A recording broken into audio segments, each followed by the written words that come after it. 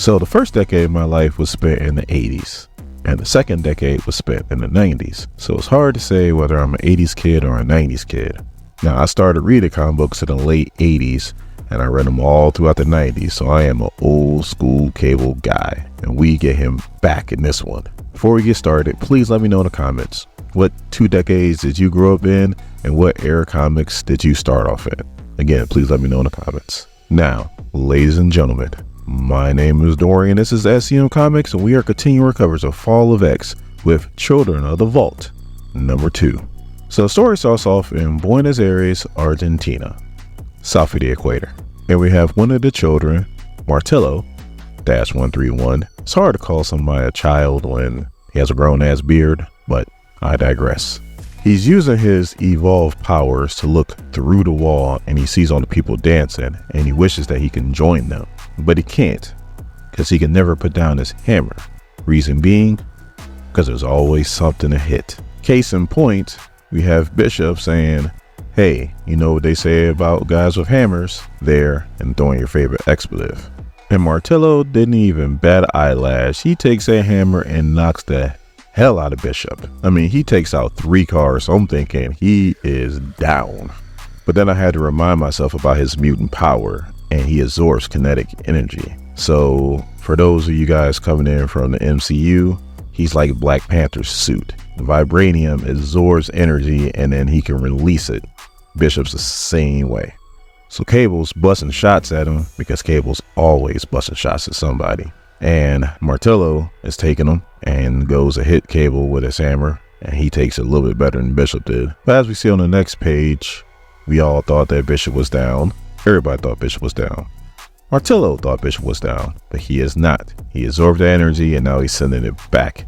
And it surprises Martello, and that was enough for Cable to pretty much knock him out. And on the next page, we see that the children have been busy as hell.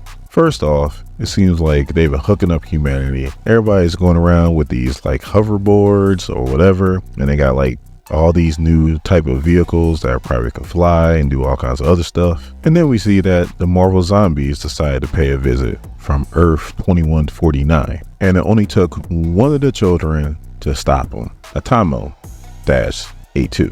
And when I mean this dude can reality warp, he can reality warp.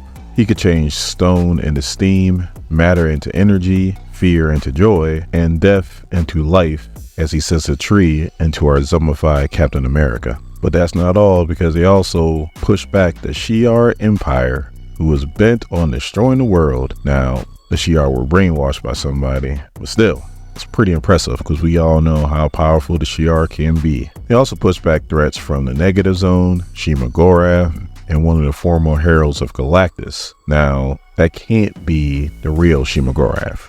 Like, I don't think people really understand how powerful Shima-Gorath is. Like, there are elder gods and cosmic entities that don't want to mess with Shima-Gorath. So let's just say that was like a weak facsimile of him. But as they do all this, the people sit back and they cheer. But then we cut to this crazy looking place that Cable's at. But don't let the statues fool you. This place might as well be Guantanamo, because there ain't nothing but torture going on in this place. And Cable's speaking to Martello in Spanish. And Martello's like, Spanish, English, Latin, Krakoan, all these languages are dead to us. So the Cable's like, you know, I was there the first time you guys crawled out your little hidey holes. Your clothes are different, but I don't think much has changed. You guys are still trying to conquer the world. And Martello's like, you can't really judge us by that. That was 1,000,000 years and 1,000 lifetimes ago. And Cable's like, not to us. So what I failed to realize the first time I read it, and as I did the rereading, I kind of see now, is while they're talking, the crazy place with the statues is actually Martello's mind, and Cable is inside of it trying to take down his defenses and get to wherever he needs to get to. So then Cable's just started to get to it, and he's like, tell me about the message. I know it's some kind of symbiotic virus. And like a typical bad guy, Martello's like, it's better not to question the message, just better to accept it. So then Cable's like, I know you're trying to pacify us, but what's the end game to this? And Martello's like, lonely little mutant, so obvious. You might be their future, but to me, you're the Stone Age. I see you dicking around through my mind like a dog. So then Martello's trying to empathize with him. And he's like, look, I was actually on your side. He was never on their side. He's like, I thought you guys were actually trying to build a future for yourselves, but you must realize that the future was never yours. And one of those stone statues in Martello's mind comes alive and knocks the bejesus out of Cable. So then Martello goes, 50 of us could exterminate the human race in one day and be done with it. And many of us wanted to. But then some of us believe that we can evolve past that. And the message is a new way, a better way. But as he's saying that, the stone statue is stomping on Cable. But now it cuts to Bishop.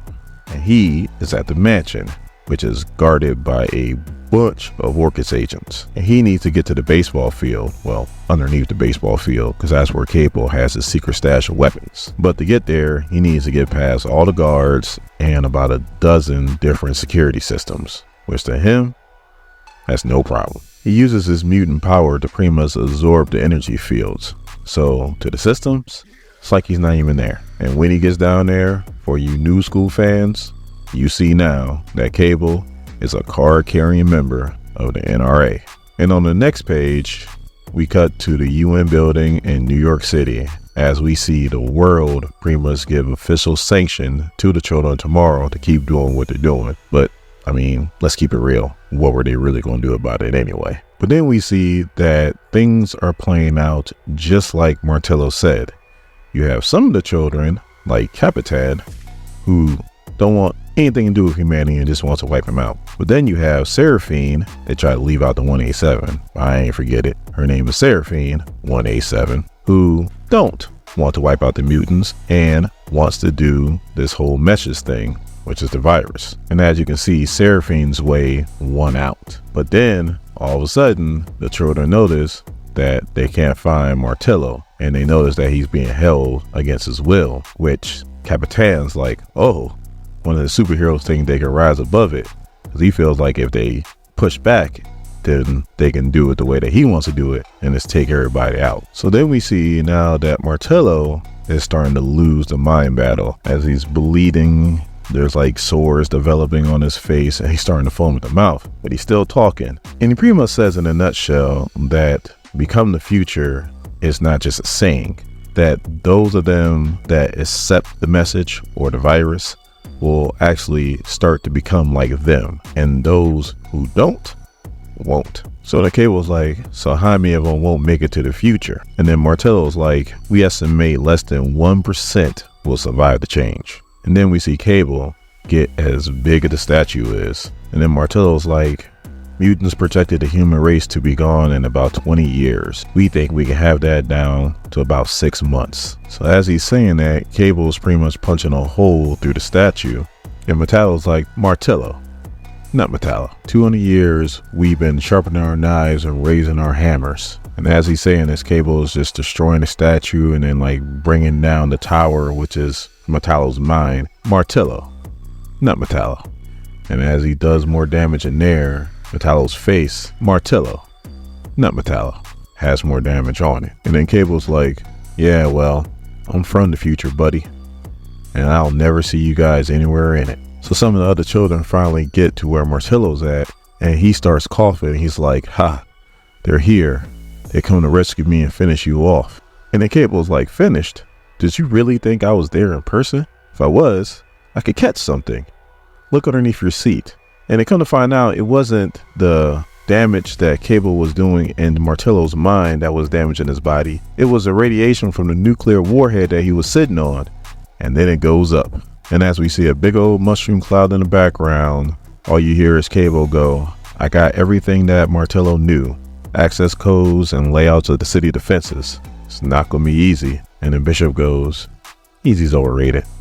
Let's take a trip to the city. Now, before I end this, do you see how Cable looks? If you were reading comic books in the early 90s, X-Force, you know this Cable. This is old school Cable. It's almost like you can hear Jay-Z say, allow me to reintroduce myself.